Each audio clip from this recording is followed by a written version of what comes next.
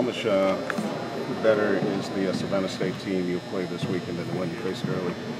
I think they're a lot better. You know, anytime that you win your conference championship, that's something that hadn't been done at Savannah State. I think they're playing, you know, tremendous basketball.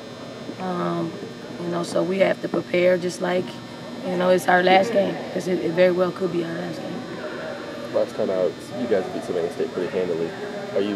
Is that completely out of your team's mind? Are you just kind of preaching focus on this one? Don't worry about what happened last time?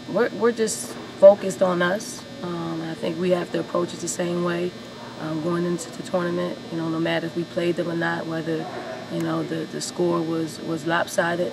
At this point, anybody can beat anybody, and we're taking that approach into the tournament. How important is it for you to, you know, no matter how many points you win by, but for the team to just come out really sharp for this first game? I think it's really important. I think we want to play our best basketball at this time of the season because everybody's going to bring their A game. So we're looking to stay sharp. I think we've had, you know, really good practices over the break.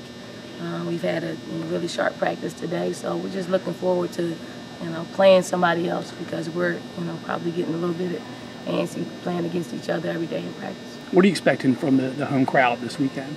Well, I think our home crowd has done us justice all season long. So we're looking for them to, you know, have the biggest sandstorm of all of the NCAA tournament first round games.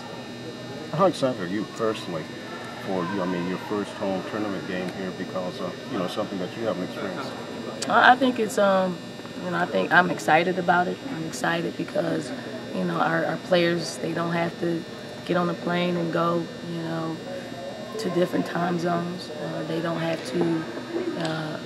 They can sleep in our city, and also for our fans who have, you know, they traveled as well as we traveled for the NCAA tournaments the last few years, and, you know, it's a pleasure to have them back home and not have to take on another expense of traveling. You know, they get to keep their same routines like we get to keep our same routines. You mentioned, you know, it being your first home game here in the tournament, and the #1 seed was kind of expected and goals were loftier. Is there a different feel going into the first round this year than it was last year?